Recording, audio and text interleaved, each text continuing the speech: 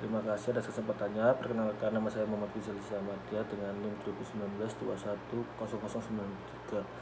Di sini saya akan menjelaskan tentang hubungan komunikasi. Sebelum saya menjelaskan hubungan komunikasi, saya akan menjelaskan organisasi itu apa dan komunikasi itu apa.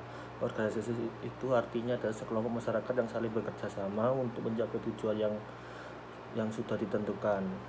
Sedangkan komunikasi adalah perangkat yang memungkinkan kelompok masyarakat tersebut secara bersama-sama melakukan fungsinya dengan baik. Nah, selanjutnya saya akan menjelaskan tentang hubungan komunikasi. Hubungan komunikasi adalah yang terjalin antara manajer yang satu dan manajer yang lainnya, antara manajer dan karyawan, atau karyawan yang satu dan karyawan yang lainnya. Merupakan salah satu kunci keberhasilan manajer dalam mencapai tujuan yang telah ditetapkan, yaitu komunikasi yang baik. Untuk mencapai tujuan suatu organisasi diperlukan adanya suatu proses komunikasi yang dapat mentransfer pesan-pesan dari pengirim ke penerima pesan. Secara umum, komunikasi mempunyai dua fungsi penting dalam organisasi, yaitu pertama, komunikasi memungkinkan orang-orang untuk saling bertukar informasi. Yang kedua, komunikasi membantu menghubungkan sekelompok anggota dalam organisasi yang terpisah dari anggota yang lain. Selanjutnya, saya akan menjelaskan tentang peran manajerial. Peran manajerial itu ada tiga: peran antar pribadi, peran informasional, dan yang ketiga ada peran keputusan.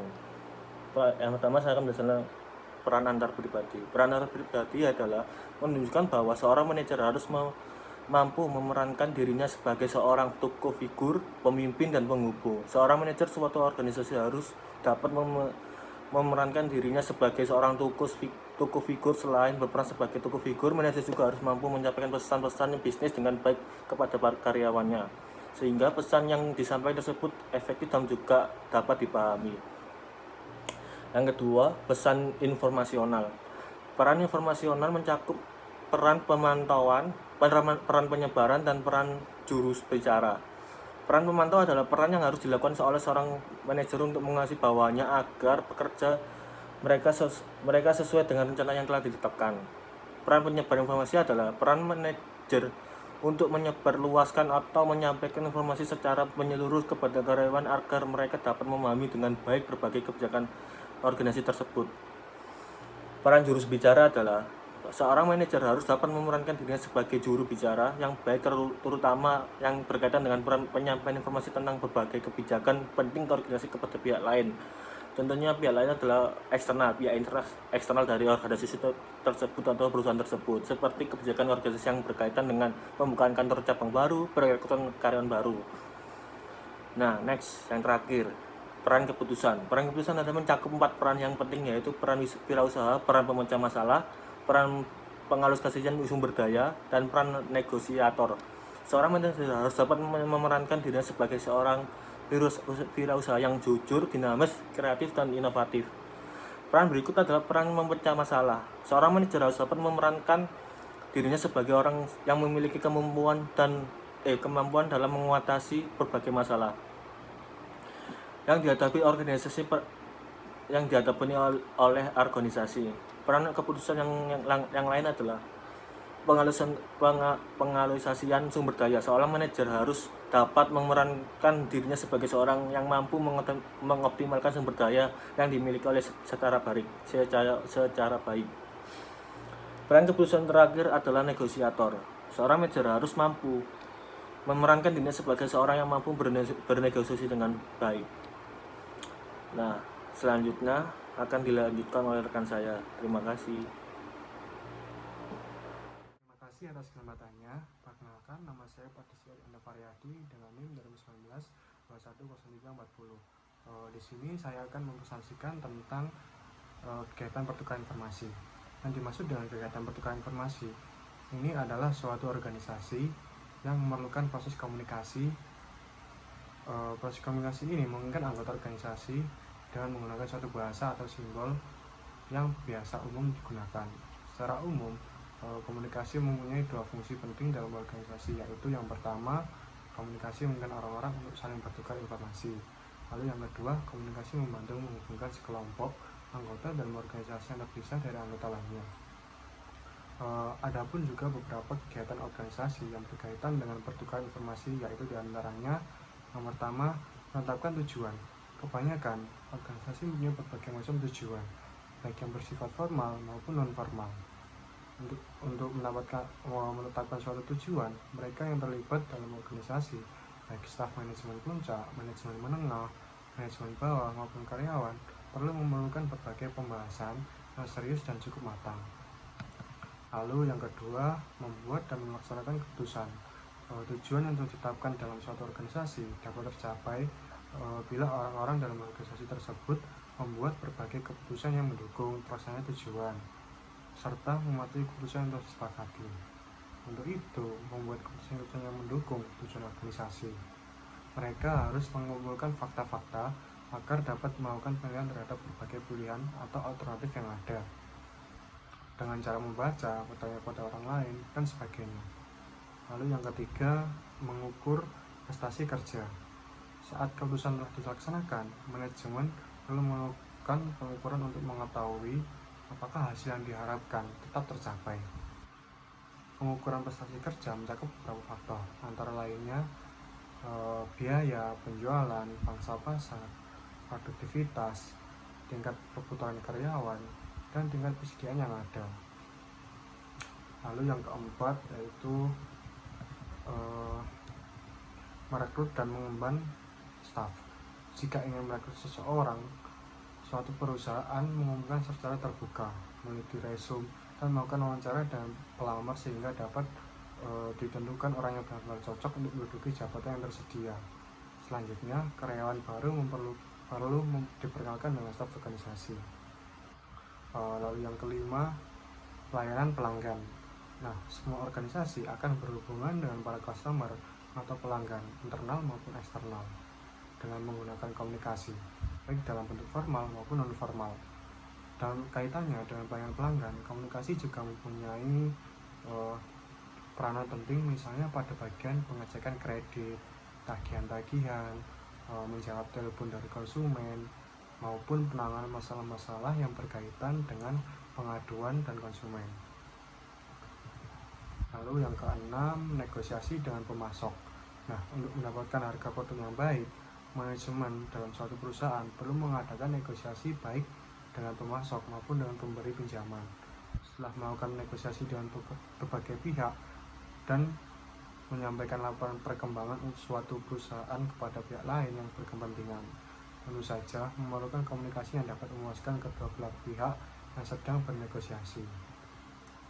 Lalu yang ketujuh, memproduksi produk. Nah, untuk memenangkan suatu ide atau gagasan mengenai produk baru, kemudian menetapkannya dalam proses produksi sampai akhirnya menjadi suatu produk yang dipasarkan, diperlukan suatu komunikasi.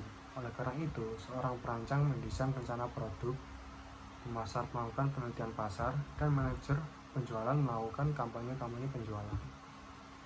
Lalu yang terakhir, berinteraksi dengan peraturan yang ada. Komunikasi bukan saja terjadi dalam tubuh perusahaan, tapi juga antara perusahaan dengan pemerintah. Sebagai wakil rakyat, pemerintah sudah seharusnya melindungi kepentingan masyarakat. Untuk itulah pemerintah menyusun peraturan yang bertujuan untuk memberi perlindungan bagi masyarakat luas dari tindakan sewenang-wenang perusahaan.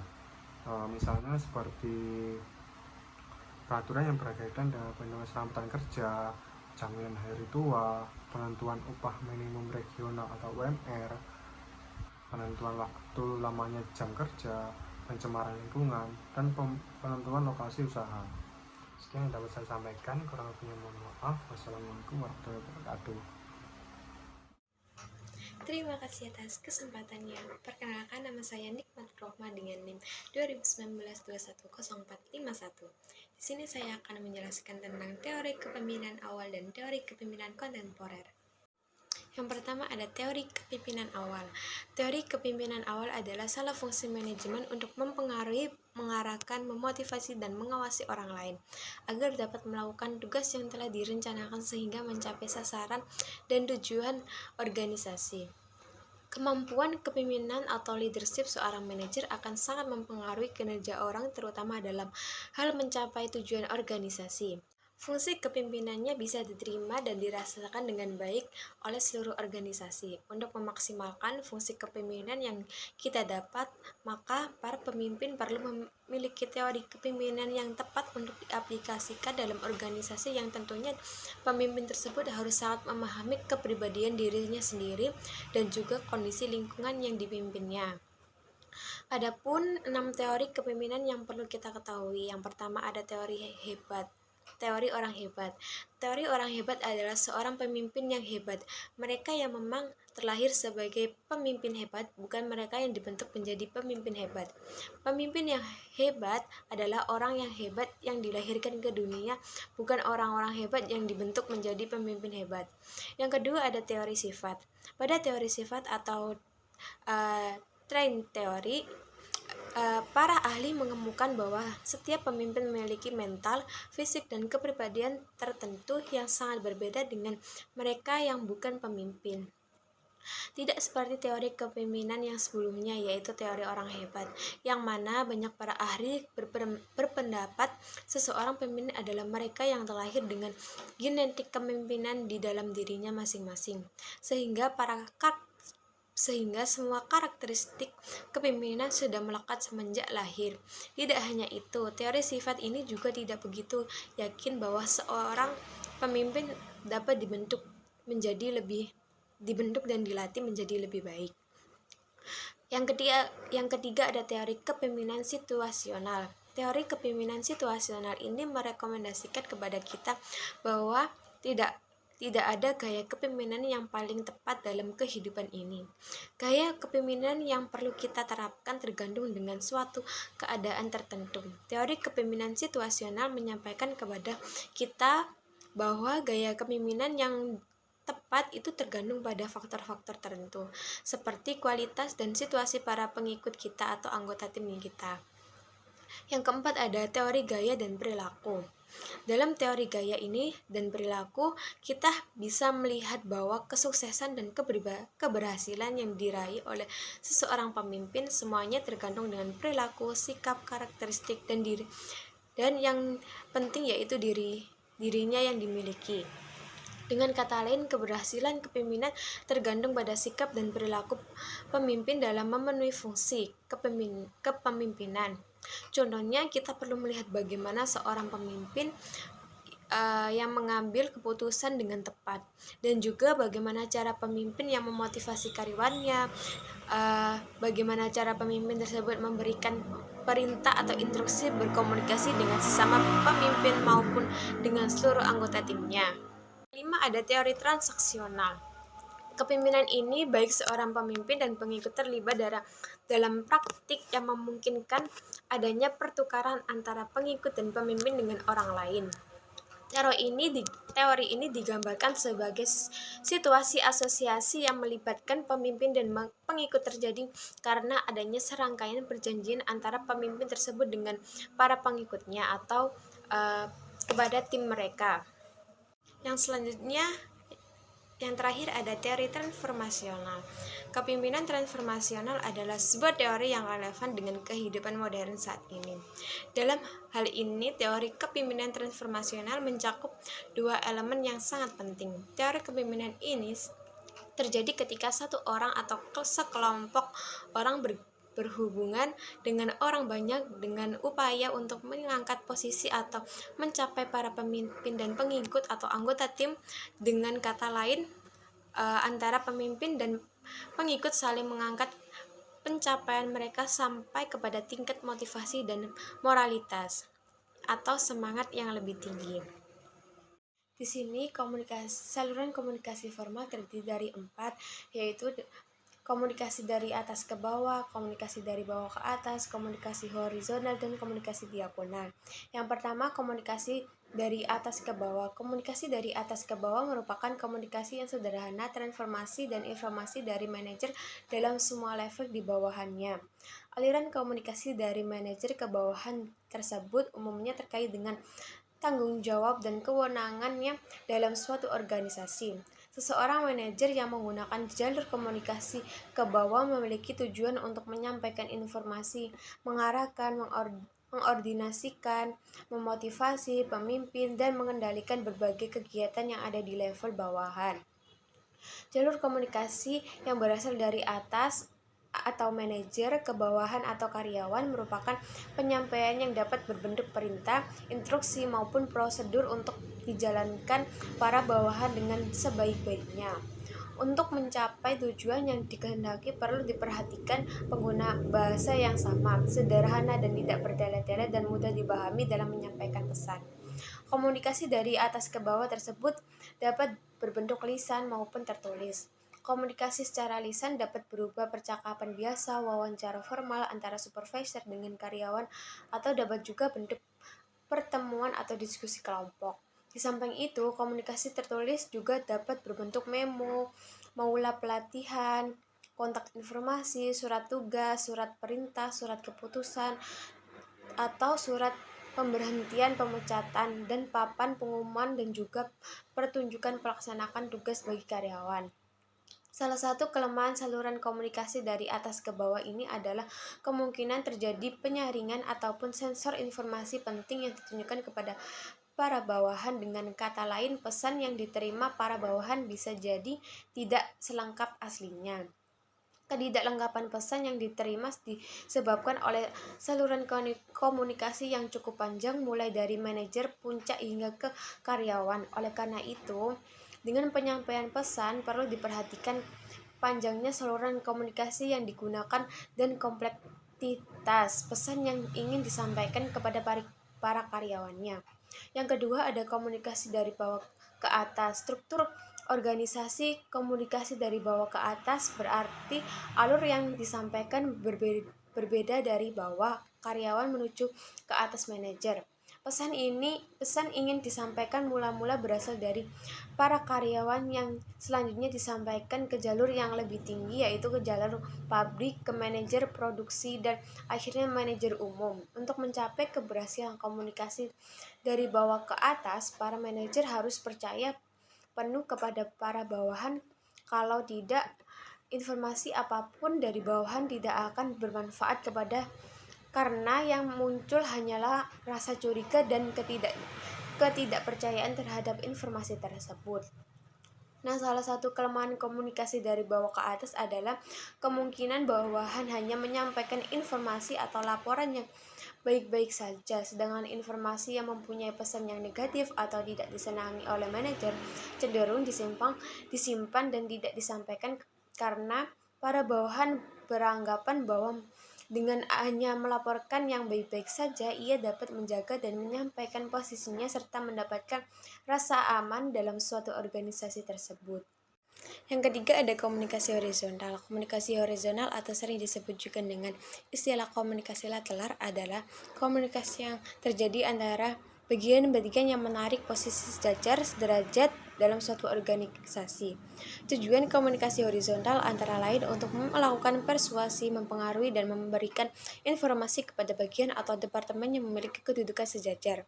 Dalam praktiknya, terdapat kecenderungan bahwa dalam melaksanakan pekerjaan manajer suka melakukan tukar-menukar informasi dengan rekan kerjanya di departemen atau divisi yang berbeda, terutama apabila muncul masalah-masalah khusus dalam suatu organisasi perusahaan.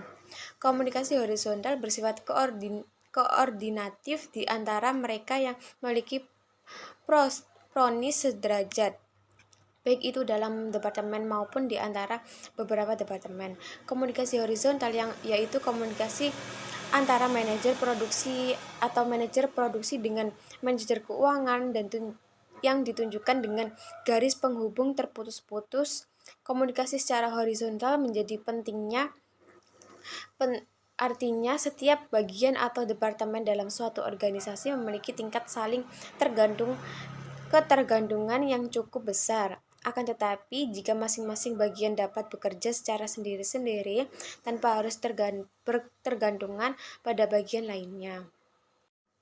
Yang terakhir adalah komunikasi diagonal. Komunikasi diagonal melibatkan komunikasi antara dua tingkat organisasi yang berbeda. Contohnya adalah komunikasi formal antara manajer pemasaran dengan bagian pabrik, antara manajer produksi dengan bagian promosi, antara manajer produksi dengan bagian akuntansi, dan antara manajer produksi dengan manajer keuangan, dengan bagian penelitian. Bentuk komunikasi diagonal memang menyimpang dari bentuk-bentuk komunikasi tradisional yang ada, seperti komunikasi dari bawah ke atas dan juga komunikasi dari atas ke bawah. Suatu studi lateral maupun komunikasi diagonal lebih banyak diterapkan dalam suatu organisasi berskala besar, manakala terdapat saling ketergantungan antara bagian atau antara departemen yang ada dalam organisasi tersebut. Komunikasi diagonal memiliki beberapa keuntungan, antaranya yaitu yang pertama, ada penyebab informasi bisa lebih cepat daripada bentuk komunikasi tradisional. Yang kedua, kemungkinan individu dari berbagai bagian atau departemen ikut membantu menyelesaikan masalah dalam organisasi tersebut. Namun, komunikasi diagonal juga memiliki kelemahan, yaitu salah satu kelemahan adalah bahwa komunikasi diagonal dapat mengganggu jaluran komunikasi yang rutin yang telah berjalan normal. Di samping itu, komunikasi diagonal dalam suatu organisasi besar juga sulit untuk dikendalikan secara efektif. Sekian presentasi dari saya. Selanjutnya akan dijelaskan oleh rekan saya. Assalamualaikum warahmatullahi wabarakatuh. Baik, Assalamualaikum warahmatullahi wabarakatuh. Terima kasih atas kesempatannya. Nama saya Larasati Kristina dengan NIM 2019-210522. Di sini saya akan meneruskan presentasi dari rekan saya. Baik, yang pertama saya akan menerangkan tentang saluran komunikasi informal. Jadi di dalam saluran komunikasi informal ini biasanya yang dia tuh masih bersifat cenderung luas atau juga fleksibel dan tidak ketat pada saat sebagaimana yang berkomunikasi yang terjadi pada saat di jam-jam istirahat kerja kantor. Jadi yang sifatnya ini yang fleksibel juga ya, dan biasanya itu pada saat jam istirahat mereka tuh tidak memikirkan adanya pangkat di kantoran seperti itu, terus tetapi tidak mempedulikan tentang hierarkinya seperti itu. Dan juga mereka pun biasanya pada saat jam istirahat mereka seperti mengontrol diri mereka dan juga seperti membicarakan hal-hal tentang televisi, olahraga ataupun tentang keluarga mereka masing-masing, seperti curhat seperti itu. Karena pada saat jam istirahat mereka pasti akan meluangkan waktunya untuk berkomunikasi dengan rekan-rekannya seperti itu. Baik, yang selanjutnya adanya penanganan pesan-pesan rutin. Nah, jadi dalam penanganan pesan-pesan rutin di dalam organisasi besar maupun dalam organisasi kecil, biasanya sih kita harus melihat pada umumnya sih. Nah, dalam organisasi besar ini pada umumnya itu bervolume pesan tertulis itu yang lebih banyak daripada organisasi kecil seperti itu. Dan tetapi semua perusahaan itu lebih memusatkan perhatiannya itu kepada bagaimana memaksimumkan benefit dan meminimumkan biayanya dan dari kegiatan komunikasinya tersebut. Dan untuk memaksimumkan manfaat dan meminimumkan biaya, seseorang manajer tuh perlu memperhatikan berbagai hal berikut. Jadi yang pertama adanya mengurangi jumlah pesan. Nah, dalam organisasi besar tadi saya sudah menjelaskan tentangnya volume pesan tertulisnya lebih besar kan dalam organisasi besar. Nah, karena apa? Jika kita banyak cakap atau banyak berbicara, mungkin kalau kita akan merasa agresi gitu. Jadi harus bisa meminimumkan pengurangan jumlah pesannya seperti itu. Dan juga yang kedua itu adanya instruksi yang jelas. Nah, bagi para atasan harus bisa menginstruksinya kepada bawahnya itu yang lebih jelas. Kenapa? Karena kalau tidak jelas itu mereka akan bingung ini yang diinstruksikan sebenarnya apa, dan tidak boleh berbelit-belit seperti itu atau bisa disebut bertele-tele. Nah, yang ketiga adanya mendengarkan sebagian dari tanggung jawab. Nah, jadi sebagai seorang karyawan maupun seorang atasan, mereka sama-sama mempertanggungjawabkan akan tugasnya dan harus bisa sama-sama mendengarkannya. Nah, dalam komunikasi ini kita harus melihat tidak ada miskom di antara atasan dan karyawannya seperti itu. Jadi sama-sama bertanggung jawab dari pendengarannya tersebut. Dan keempat adanya memberi pelatihan bagi petugas. Nah, jadi dalam organisasi besar seperti itu maupun organisasi kecil biasanya ada yang memberikan training karena mereka tuh harus melatih mereka. Jadi bagi trainingnya tuh jangan sampai yang cuma-cuma, jadi harus bisa yang untuk membuat lebih baik si karyawannya tersebut. Terima kasih. Terima kasih atas kesempatannya. Perkenalkan, nama saya Natalia Sigukumanireng dengan NIM 2019-210-727. Di sini saya akan melanjutkan presentasi dari rekan saya mengenai penanganan krisis komunikasi. Jadi di sini terdapat 4 kasus utama yang terdapat dalam krisis komunikasi, terutama dalam sebuah organisasi. Namun di sini saya akan menjelaskan secara keseluruhan dari keempat kasus tersebut dengan menggunakan metode atau langkah-langkah sebagai berikut. Sedikit pemberitahuan bahwa pendekatan komunikasi itu diperlukan sebab melalui proses inilah permasalahan lebih efektif dan cepat untuk diselesaikan. Untuk itu, dalam penanganan krisis komunikasi, paling tidak perusahaan ataupun organisasi harus melakukan beberapa tindakan ataupun langkah-langkah sebagai berikut. Yang pertama yaitu melakukan pembentukan tim krisis, di mana strategi komunikasi yang paling awal yang perlu disiapkan adalah dengan pembentukan tim krisis. Tim ini nantinya akan bahu-membahu fokus untuk menangani krisis yang tengah terjadi dalam sebuah organisasi. Sehingga tugas utamanya tentu menentukan langkah apa saja yang harus ditempuh oleh organisasi untuk bisa menyelesaikan krisis ataupun masalah tersebut. Selanjutnya yaitu yang kedua adalah penentuan jenis informasi dalam komunikasi. Jadi sebuah organisasi itu perlu menelaah jenis informasi apa saja yang bisa mereka kumpulkan, termasuk kajian fakta dan data yang dimiliki sebagai bekal nantinya untuk menyelesaikan krisis ataupun masalah tersebut. Bentuk informasi dalam komunikasi ada banyak macam dan tipenya, seperti instruction information, adjusting information, and internalizing information. Organisasi mungkin bisa menentukan jenis informasi mana saja yang mungkin digunakan terutama dalam menyelesaikan krisis tersebut. Selanjutnya yang ketiga yaitu adanya pengaktifan pusat media, di mana pusat media ini kemudian perlu diaktifkan sebagai langkah yang mana artinya sebuah organisasi tidak menutup dirinya terhadap krisis ataupun masalah dan berusaha tetap terbuka dengan memberikan akses bagi siapa saja yang ingin mengetahui ataupun ingin menyelesaikan permasalahan yang ada. Jadi pengaktifan pusat media ini termasuk sangat penting sebagai bagian dari strategi komunikasi dalam menangani krisis organisasi. Yang selanjutnya itu adalah suffering strategi, di mana suffering strategi ini menggunakan strategi organisasi, di mana organisasi itu menunjukkan bahwa organisasi juga menderita seperti apa yang dialami oleh korban ataupun orang yang mengalami krisis ataupun masalah dalam organisasi tersebut, sehingga tujuannya adalah menarik simpati publik sehingga bisa memaklumi adanya keadaan atau situasi krisis yang tengah ada dalam organisasi tersebut. Demikian presentasi dari saya dan terima kasih.